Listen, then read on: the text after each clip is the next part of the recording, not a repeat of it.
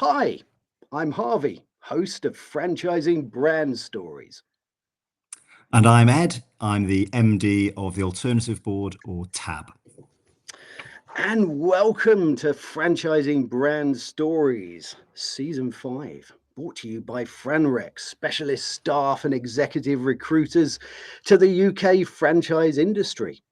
And this is the show, I'm going to do it, where we get under the hat of some of the top brands in the UK and in the world. And this is a live show. Well, it's live if it's February 27th at about 5:15 for around 50 minutes. And this show is for you if you are somebody who is looking at investing in a franchise business. We get to hear what's beyond those brochures, and we get to meet the wonderful people that are behind these fantastic brands. We get to understand what they're all about. So if you are here live today, please pop a comment in and we can have a go at answering that live. Don't put the pressure on us too much, though. And the brand story we're going to hear today is TAB with the lovely Ed Reed. Ed, welcome to Franchising Brand Stories. Thank you, Harvey. Really very nice to be here. I'm a tiny bit trepidatious, but you've promised to be kind, so let's see. Oh, absolutely. And trepidatious. What a word to start with. Wow. Yeah, it won't get. It's downhill from here. Good stuff. Excellent. Well, look, we're going to start where we always start, which is to find out what TAB is. A lot of people will know, some people won't know. But if you are watching this as a potential investor and you're thinking, which brand do I align with? What are they all about? This is what we want to know. So, what is TAB? Let us know. Sure. Well, I'll start with why we exist, and that is to make the lives of business owners better. We fundamentally believe that the business owners in the UK are the engine of the economy. They're the heroes. They're the people who take the risks, who employ people, who generate revenue, income, GDP, all that kind of stuff. And the irony is that a lot of people from the outside look at them and think they're fairly indestructible and they must have amazing lives and everything's always going swimmingly for them. But actually, the bigger their businesses get, typically the lonelier they get, and the bigger the decisions get that they have to take, and therefore the pressure mounts, and it can be a really, really lonely place to exist. So we are here to ensure that they aren't lonely, that they've got people who they can turn to for real world advice, and that they can be really open and honest and kind of genuine with, which is tricky, actually, trying to find people who you trust enough to be 100% honest. So the way we do that primarily is through putting them around tables with other business owners who are like them, running non-competing businesses, and all of them every month in that same group get to bring issues or opportunities they've got going on in their businesses and get advice from their fellow business owners. So it's real world advice. It's aimed at them specifically as individuals. It's not kind of generic advice that you could get in a book or even on AI, to be a bit topical. So yeah, so that's who we are, and that's who we serve, and we love doing it. Fantastic. A great description. And I mean, I write down a lot more at the during these things than I have written down at the beginning of these things, because I love listening and I love learning from people in a wonderful industry. I love what you said there about the engine of the economy. And I think you're absolutely right. I also think you're right about the fact that running a business can be really lonely. And it's why I love franchising, because franchising, in essence, can take some of that loneliness away because you've got these big networks. Let us know kind of where you're at today in terms of number of franchisees and whereabouts you have sort of territories or where you have people operating in the UK or in the world. Sure. So we've got 35 franchisees. There are about another 10 people who work with some of those franchisees, kind of delivering the same kind of services. We're all over the UK in terms of our kind of stretch. So we go from Aberdeen down to Exeter. Got lots of people in the southeast, as you'd probably expect. Partly because we were established in Yorkshire, we've got a strong presence there. But actually, the exciting thing for me as the franchisor is that we've still got loads to go at. So I think we could easily be 2 or 3 times the size that we are currently. So but the really the hardest thing by miles is trying to find the right people for us, people who A, we want to work with, and B, we think are good enough to make a success of it. And unfortunately that's not as easy as I wish it was. No, definitely not. And we're going to get to that, because actually it's really interesting to know who is right for a business. Yeah. Really important. Look, before we get on to that, let's recognize the fact that we've got a few people here live with us today. So let's say hello. We've got the lovely Nick Plevin here. He's put, hello everyone, glad to be here this evening. Well, it's always good to have you with us. We've also got Simon Wise with us, the ever wise Simon Wise. He has a lot to live up to. He's put, hello franchise friends. And he's also put, and I like this, real world advice. Love that. Yeah, me too. And I also like the fact that you wanted to make people's lives better. It's a great way, it's a great philosophy, it's a great direction, at least, to want to go. If you have just joined us today, this is Franchising Brand Stories. Today we are hearing the story behind TAB, the alternative board, with the lovely Ed Reed. And Franchising Brand Stories is brought to you by FranRec, specialist staff and executive recruiters to the UK franchise industry. We are about to get into this story, get into the real bones of the story, find out what happened in the past. But before we do that, because I love to say hello to people that are here live, we've got the lovely Ian Bradley here with us. Ian's put, good evening, everyone. Well, good evening to you as well. And we've got Katrina Newman with us. We've got a lot of QFPs. You're attracting, the top franchising experts, that's for sure. Glad That's to be two of my favourite people. That certainly 2 of my favourite QFPs. That's very, very nice to have some along as well. Absolutely.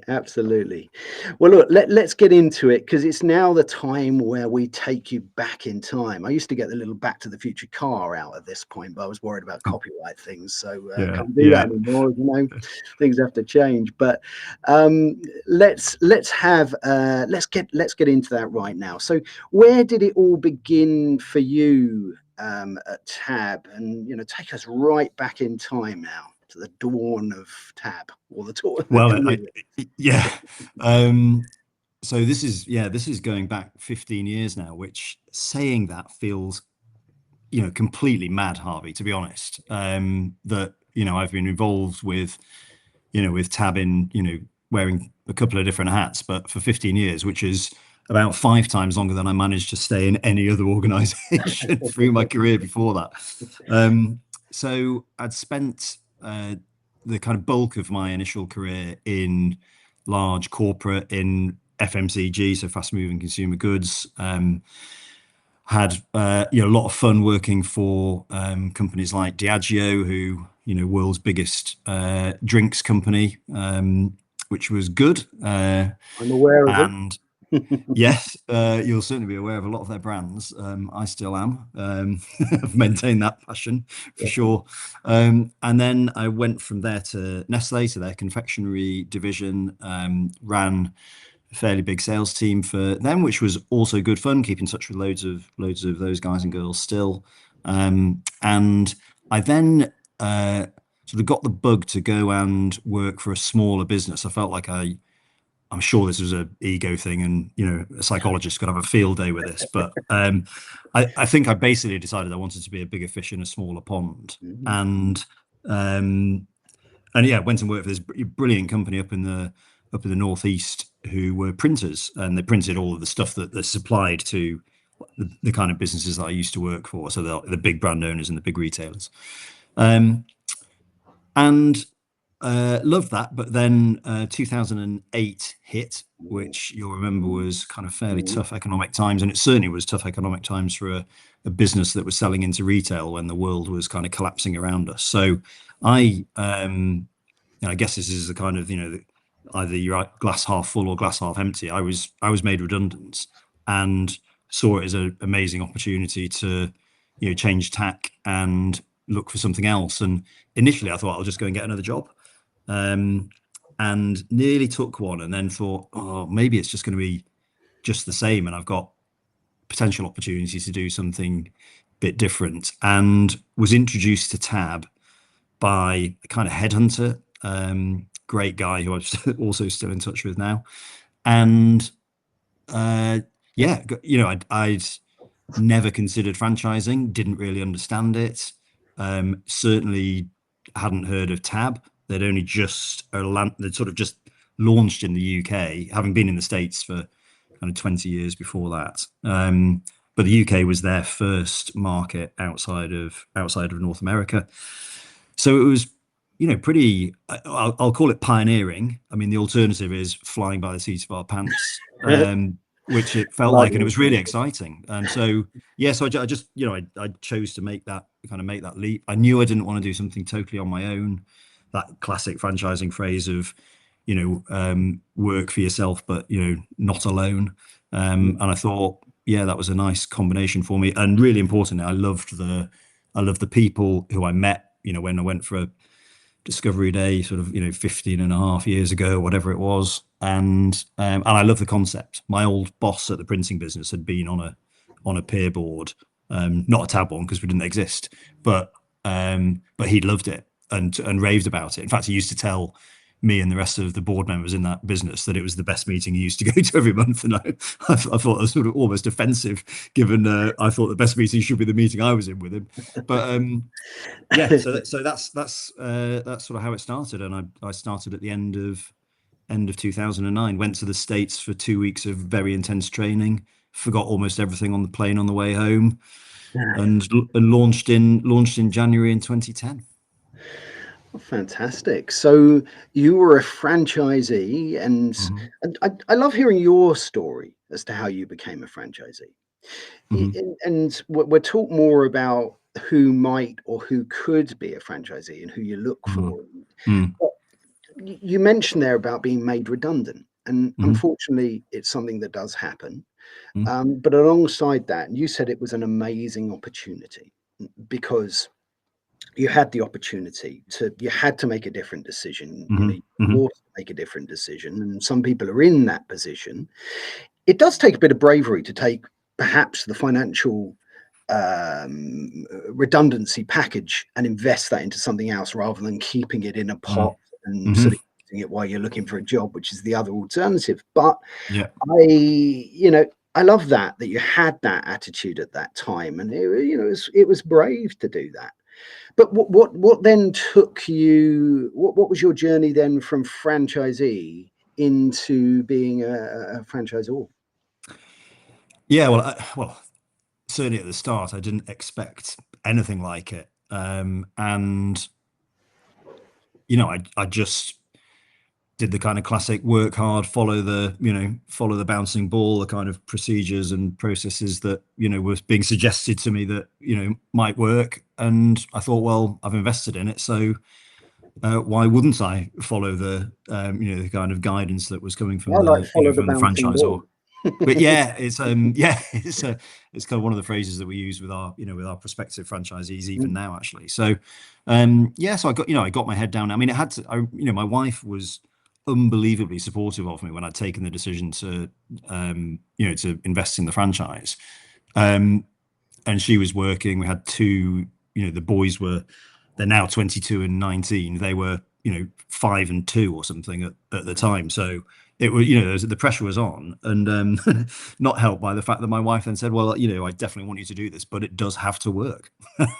Like, well, okay. So yeah, I just, I worked really hard. I got to know my territory, which was York, which is, as it turned out, I thought, it was close to home, but an absolutely fantastic territory to work in, got to know the local business community, and you gradually started to build my business. And year one, year two was tough. It always is. The emotional roller coaster of anyone setting up their own business in the first couple of years. The highs are unbelievable, and the lows are also unbelievable. And you've got to be pretty resilient. And I was really lucky that the other new TAB franchisees, we'd all started or a few of us had started at the same time, and we were incredibly supportive of each other. The head office team, which was smaller than it is now, but were also amazing. The franchisors and the support team. So it felt like we were all in it together, and I was just really keen to sort of play my part and make a success of it. So did that. Gradually grew the business. Brought a couple of people into that business alongside me. One worked out, one didn't, which is a bit of a kind of learning curve for all of us. And then about 6 years into that, I was loving it. Amazing work-life balance, good income. All of my friends, I think, who initially had thought I was mad to invest in a franchise, were looking at me going, "Yeah, it looks like you've made the right decision here, Ed." And I felt like I had. And then, 6 years in, I was approached by the then franchisors, and they said, "Our plan is to exit, and we'd like you to be the person who buys it." And that was, I can remember the chair I was sat in the pub we were in, having that conversation, thinking, "Wow, that is that's something to think about." It's what we call a Remington moment. Yeah, well, and You have I to be sort of of a didn't certain really age to know understand that one. exactly. I didn't really sort of know what that was at the time, and obviously come to realize that it was sort of loved it so much I decided to buy the business kind of thing. And Was it Victor Mayan? I can't remember his name now, but I think it was Victor Victor Kayan, was it? Kayan, Yeah, that's it, yeah. yes, yeah. Excellent, fantastic. So that's the sort of the story in terms of how it happened. I mean, there was a lot of work to do then in terms of getting that transaction over the line, and off to the bank and raising more money, and it was just a different quantum from when I'd started as a franchisee. Absolutely. Let's have a look at a couple of comments here that have come in from Simon. Simon's put, "I think it's fantastic that you were a franchisee before taking on the role of franchisor. That's very powerful for any new franchisees coming in." I absolutely agree with this. Empathy and aligning with people that are coming in. There's no better place to do that than if you've done it yourself. Mm-hmm. And for a considerable period of time. So I think it's really powerful. Let's have another look at this one before we move on to another point. Great validation that a franchisee believes in the business so much they bought the whole business. Absolutely, the Remington moment. I thought it was lovely as well, and we're going to get on to this a little bit later, but the fact that your wife was supportive, because when we start to talk about that process, everybody's got to kind of be on board. When a Yeah. franchisee is coming in, it's a big decision. You've Mm, got to get those different perspectives, whether it's family, whether it's your spouse, whether it's business associates or friends. mm, Get those other perspectives, because it's an important decision to make. And it's you've got to be supported along the way. You said year one, year two were tough, mm-hmm. and they are tough because it's still Yep. running a business. You get the Mm, tools, but if you're a carpenter, you get a box of tools. But that's not to say it's not hard work to hammer nails in or saw wood. yeah. Yeah. So pretty important stuff. Let's have a look. We've alluded to the type of people that choose your business, or the type of people maybe that you want or that are right for it. But typically, let's start here. What type of people typically do choose your business? Is it people from the sort of coaching world, people from the business community, or is it quite a widespread? It's normally from one of those two kind of groups, I'd say. So yeah, people who have done some sort of coaching or consulting themselves, even if they've done coaching within a kind of corporate framework, where they've been senior, senior managers who, actually really recognize the value to be had from coaching, their teams to, sort of better performance and stuff. So yeah, there's a lot of us have come from, a corporate background, and very often have got to a crossroads of some sort in their career where they might be tired of the politics, they might be, just ready to do something new. So some are definitely escaping something, and some are, much more kind of, forward focused on the, moving towards, something new. They've nearly always been, pretty senior, because they've got to have kind of empathy and gravitas with, the business owners who they're going to be serving. And if you're walking into a, I don't know, widget manufacturing business with 100 people in it, turning over 10 million quid, you've got to have something about you for that business owner to look at you and go, well, do I think you can help me? So that you've got to have some kind of hard won experience yourself. So, with the best will in the world, we're not going to be recruiting 25-year-old franchisees anytime soon, because they're just not going to have the experience to be able to do it. Having said that, we are slowly bringing the average age of our franchisees down a little bit from where, where we, broadly first started, because it was a natural thing to kind of, attract people who were looking for almost the sort of second stage of their career, if you like.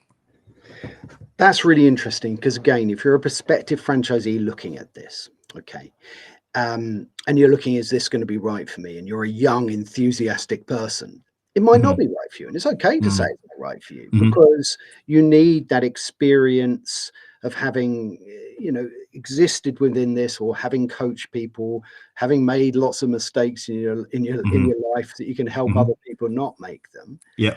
I mean, what's the sort of typical age or demographic then? Is it sort of 50s or 60s? Is that sort of age? It's typically sort of 50s, but I mean, we definitely, bring in people in their, from their early 40s, quite comfortably, if they've been there and got the t-shirt and kind of, done well in their career. They've kind of, they've done the hard yards, and they'll be absolutely fine. There's the real upside is they bring, almost by definition, bring a massive amount of energy to it. And one of the things we talk about with people in the early stages is, are you going to work hard? And everyone's got a really different definition of what hard work is. So, because the standard answer to that is obviously yes. Like, well, okay, well, what does that mean to you? Tell me about a time when you have worked really hard, and how did you find it? And we need to have, like, really, like, ruthlessly honest conversations with people at that stage for us to suss out whether we think they're going to work hard enough in year one or year two to really get that kind of flywheel turning. I really like that, and I really like that as a question. Genuinely, I write down questions here that I keep, and I think that's a really good one. Are you going to work hard, or what does hard work look like or feel like to you? Because that's different to different people.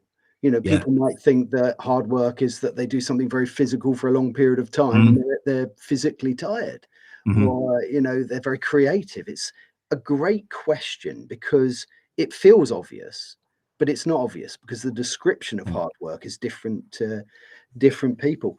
Yeah. You alluded there a little bit to the type of character, maybe. I mean, you used a word energy, which I liked as a word, because no matter how old you are, you can have energy in an enthusiasm in what you do.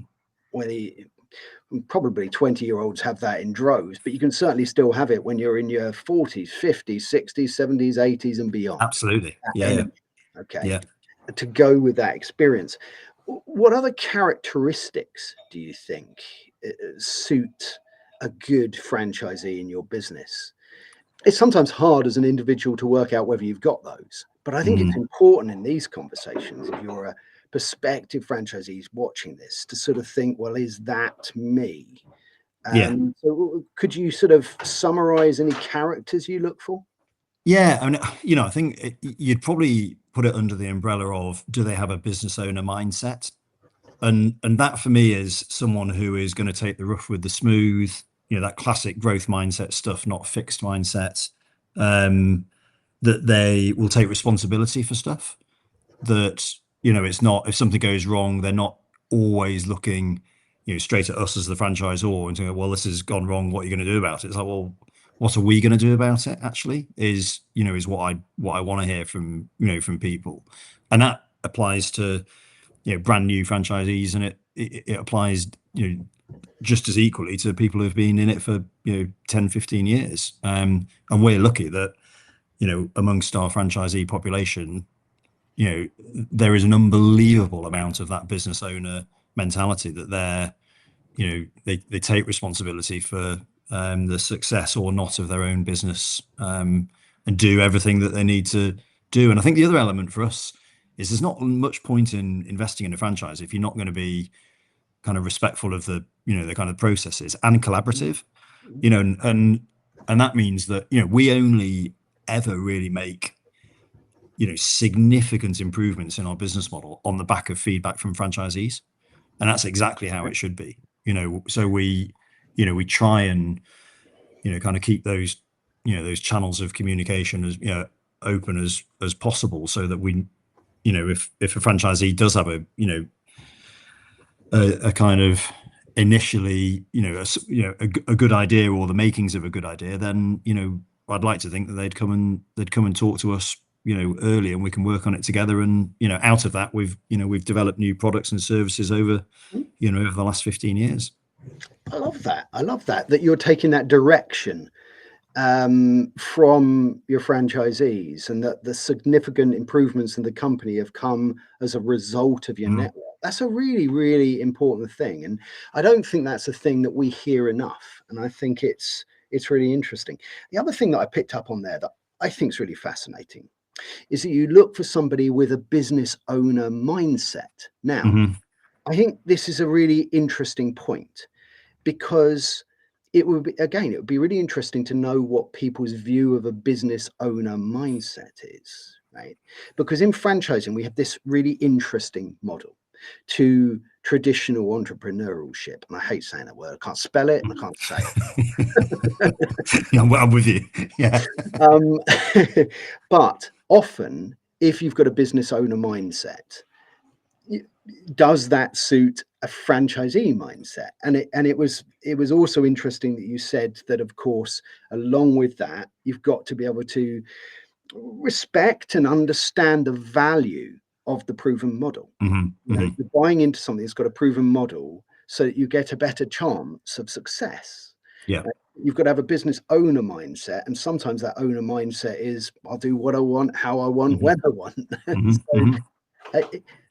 What's been really interesting to me is the questions that you ask franchisees and what their answers might be. A description of a business owner mindset would be a really interesting one. Yeah, love it. Love that. Yeah, it is a balance, that, Harvey. We're it's why I think, I'm sure all the really good franchise networks, through their recruitment of great new franchisees, you're trying to strike that balance of people who bring something to the table, but equally respect that you've got to where you've got to, because actually everyone has been kind of following the protocols and and building on them. But it is a balance. I wouldn't want someone who's extreme one way or extreme the other. But it's people who kind of respect both elements. And I think if you can get that mix right, then it's potentially perfect for for the franchising world that we're in. Absolutely. It's like baking. You've got to get the mix right. I made a cake the other day, and I'm not sure if I got the mix right on that. Very decadent, according to my wife. Nice. One of the things that I want to move on, we've talked a little bit there about the type of people that you're looking for in your organization.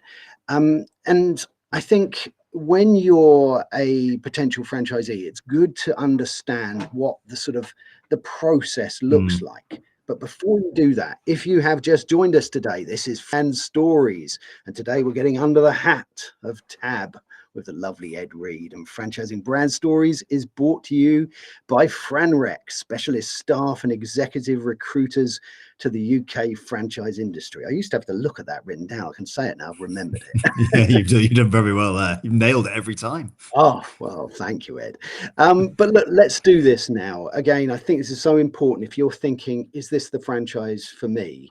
It's also quite good to understand type of characteristics, type of person that you're looking for, but what's going to happen when you pick up that phone or send an email or make a contact? What does that journey look like? Yeah, I mean, this is, you find out a lot about whether people are going to be the right fit when you describe the journey to them, and whether they kind of accept that is the journey that they're going to be on, or whether they almost push back and go, well, actually, I want to do it this way. Like, well, you might want to, but that's not how it's going to be. Because if you don't respect that, it sort of sends signals around you might not be respecting the other kind of processes that we've got in place. So, yeah, I mean, in essence, we've got a specific journey in terms of how much information we share with people at different stages, because it'll be very easy to bamboozle people really early on and them not be able to see the wood for the trees. So we'll have a couple of conversations early to ensure that they really understand the model and the value that we deliver to our clients. And once we're kind of comfortable with that, we then share more information so that they've got a kind of even more holistic view of what could be possible in running one of our businesses, at the point then that I'm comfortable that they get it and they understand the kind of the basics almost. Then if we think they're showing kind of all the right signs, then we'd invite them to a discovery day. So there's probably 3 interactions before discovery day. Discovery day is a full day. We'd have they get to meet all of the amazing central team that we've got in Leeds. They meet me and Mags, who's the co-owner of the business with me. So they see all of us. I think that's really important in terms of meeting the people. We're sharing more information again, but just as importantly, we're seeing them in action kind of through the day. And we typically would only have 1 to 3 people on any discovery day. We've tried it with a couple more than that and felt like it's probably unfair on all of them sat around a table, because they're not necessarily getting enough airtime, and we're not getting to know them well enough either. We're a people business, and we need to get to know our prospective franchisees as kind of quickly as we can and as well as we can. So yeah, discovery day. Then we've got another couple of stages, which ultimately finishes with them talking to some of our existing franchisees. So I'll ask them, do you want to talk to someone who's either a certain period of time in, or in a certain geography, or running a certain size of business? Try and match them with existing franchisees for a conversation. And then we also, the kind of final bit is then get them along to one of our board meetings, where they'd go along and participate really fully in a board meeting with our run by one of our franchisees with their clients. So they experience everything before they make a decision, because I know as well as anyone it's a bloody big decision, and we want them making it with kind of all the facts. I think it's really interesting to understand that journey. There are 3 touch points before the discovery day: conversations, trying to understand whether they're right before they. And at this point, it's nothing to do with money. It's nothing to do with signing anything. At this point, it's to do with whether you feel they're right, whether they feel they're right. Come in to then have a conversation. Can I just ask, during all of these processes, the 3 touch points before the discovery day, meeting the existing franchises, attending a board meeting, probably an alternative board meeting? It is, yes. Nicely done. Thank you. But during all of that process, am I right in saying that they're not committing in terms of signing a franchise agreement or paying any Correct. money up till? Yeah, absolutely. Yeah. All we ask at the start is that they, that they commit to the process and kind of give it their all, because we obviously do likewise, and say, we'll furnish you with as much information as we possibly can. But yeah, there's no, I mean, other than a sort of NDA that we introduced kind of probably halfway through that. Other than that, that's it. We don't want people making financial or legal commitments until the point that they're really comfortable that it's the right thing for them, and that we're really comfortable they're right for us. Yeah, that's absolutely the right thing to do. And it's comforting to hear it. It's comforting to hear it if you're a potential investor, that you think, oh, well, I don't want to go through this process if I'm committing to something before I'm ready. And it's very clear that they're not going to be doing that. And then after that board meeting, that's the point then where some joint decisions are made. If you're happy with that particular person, then a territory is offered. Is that how it is? We're still a kind of territory based. So yeah, we'd have obviously had the conversations with them before about where that might be, and we'd probably have done a bit of, at that stage, would have worked on a territory a little bit, and just to make sure it was going to be as right as it can be for for them. So there's a bit of flex there. Because we want people, they're often coming out of a corporate career where they've had, a lot of travel and all that kind of stuff. And we want people working as close as possible, if not within their own, the business community that they live in. It's a brilliant thing to do.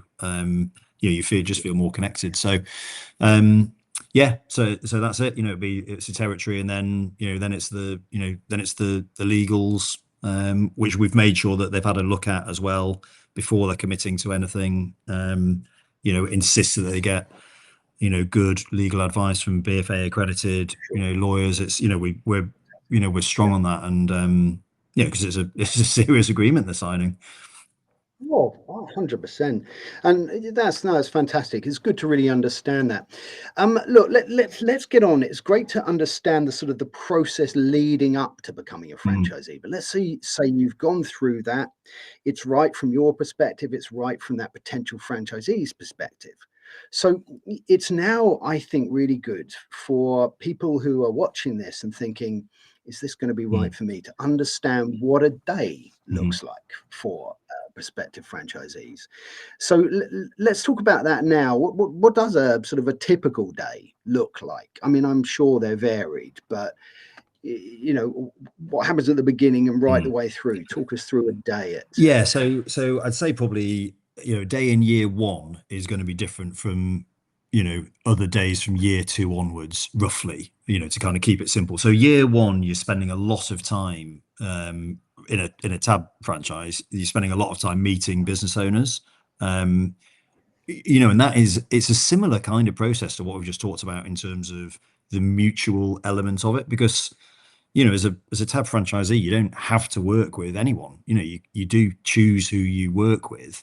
The reality of when you're first setting up your business is you are less choosy than you ultimately will become. The filter's not quite as tight, but you're spending the most of the first year building your business, and therefore meeting lots of business owners, and hopefully converting a certain proportion of them who go, yes please Harvey, I'd love to come and join one of your one of your peer boards and have you as my coach. So that's, you're spending most of your time doing that in year one, to be honest, and you'll be starting to deliver the services from typically from sort of month 4 onwards, something like that, where you'll have got your first board up and running. You'll be then doing a bit of a blend of business development and kind of service delivery, if you like. And then really by the time you're into year 2, you should be you're through your initial launch, and then you start to make decisions about how big you want your business to be, and whether you want to do it just on your own, whether you want to bring people in. And we run our own internal peer boards of all of our franchisees, so those are the kind of things that they typically bring along to those kind of meetings. It's like, I've got this far. It's like I've now got some choices in terms of how big and how bold do I want to be. So they get their fellow franchisees to help them with those decisions, which is great. So we practice what we preach. And then so a typical month then, if you're running a TAB franchise that you've got off the ground, is you might be running 3 half-day board meetings in the month with your 3 different groups. If you've got 3 groups, you've got roughly 20 people you're working with, so you're going to be doing 20 coaching sessions in a month. We still do the vast majority of those in person. Our clients, so we call them members, they love that in-person element rather than doing it on Zoom, for example. And then we've got strategic kind of programs that we offer as well. So you might be running a couple of kind of strategy delivery programs with the clients that you've got, but just more in depth and working with their teams rather than just the owner. No, I love it. I mean, we're going to move on to a question actually that Simon's put up in a minute. But one thing that I wanted to ask you, I mean, you mentioned there quite a lot about business development, actually. It seems a lot of during those early years, you're trying to get those businesses involved that could benefit from the help. As a franchisor, do you assist with that process of bringing in those potential leads, those potential companies that could have that conversation? I mean, because we've done it, we've done it for 15 years now. We know what works and what doesn't. I mean, clearly stuff changes over the years. Digital marketing's become, a bigger part of that mix than it was when I first started, when, could barely spell digital marketing, never mind know what it was. But yeah, we've got kind of tried and tested methods. We use, we outsource, some of that initial BD stuff, in terms of the, to getting meetings booked. So we outsource that to, some great telemarketers who we've worked with for years and years and years. We do similar stuff on LinkedIn. So yeah, it's a real collective effort in year one, which we commit to as the franchisor to make sure that, they've got the best possible chance. Yeah. If we weren't going to do that, otherwise they might as well go and do it on their own, so yeah, we make commitments to, to ensure that, they're going to have the right amount of meetings. Yeah. Perfect. Let's have a quick look at this one before we move on to one of my favorite bits of this show. But Simon's put it, I'm interested in understanding how the business model works. Your franchisees' revenue, is it derived from annual membership subscriptions from their business clients, or opportunities for add-on sales too? Great question, Simon, actually. Yeah, let's understand how people pay your franchisees for this service. Yeah, so the members, they're the business owner clients, the guys where started off going, these are the people who we serve and hope to change their lives for the better. So they pay us a monthly subscription fee, which will vary sort of slightly dependent on the size and complexity of the business. But yeah, so if you've got roughly, if you're working with 20 businesses spread across 3 boards, then you've got 20 kind of lots of monthly fees coming in each month. And then on top of that, if we then start working kind of more deeply with any of them beyond the board meetings and the coaching session, then yeah, we charge extra for that kind of time and expertise. And that might be with, at any one time, that might be with, I don't know, 3 or 4 of the 20 where you're doing something more substantial with with the owner and their team. Fantastic. I mean, it's interesting to understand exactly how that model works. So no, great. Thanks for answering that. Well, look, we've come to one of my favorite bits, actually. Okay, because we've heard a really interesting story of actually how this business changed your life. And franchising has this wonderful thing where it can change the lives of a franchisor, in your case, from a franchisee, but it can change the lives of franchisees that come into the business, and it can change the lives of the people in those boards that are benefiting from the service. Then it can change the lives of all the people in their businesses. So I imagine that you have got lots of stories and you've met lots of characters, but is there a character or a story that sticks out in your mind over the years where someone's really genuinely had their life changed by franchising and by being involved in this? I mean, there's when you're saying that, there's lots of people who are kind of going on the on the film reel almost. But yeah, I mean, there's I'll give an example of a guy who I started. So this is a franchisee story, a TAB franchisee story. So a guy who I started within a month of starting at the same time as him, and he'd come out, he'd sort of escaped corporate, probably been quite, run down by it. Had a kind of serious health scare as well, and was looking for the kind of next chapter of his life, and went all guns blazing as I did at setting his TAB franchise up.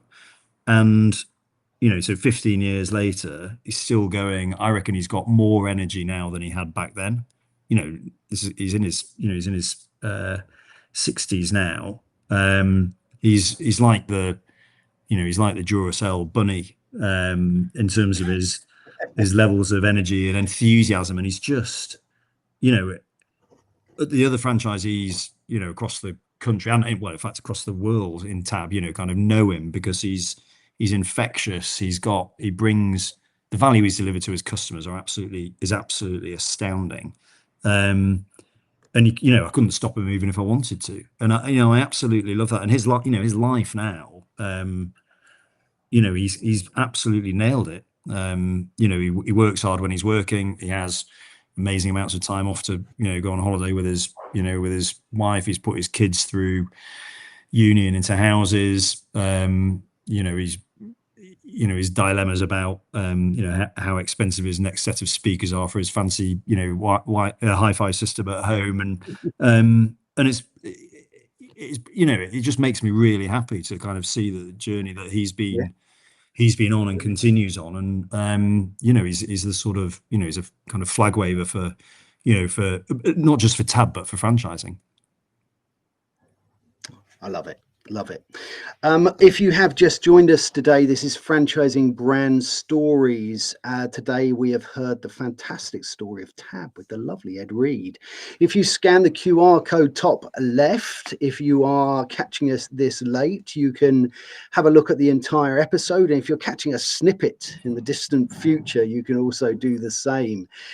So we are going to get on to the last sort of chapter of today's episode. And this is when we get the Franchising Brand Stories exclusive. Ed, it's time for that. And we're gonna talk a bit about the future.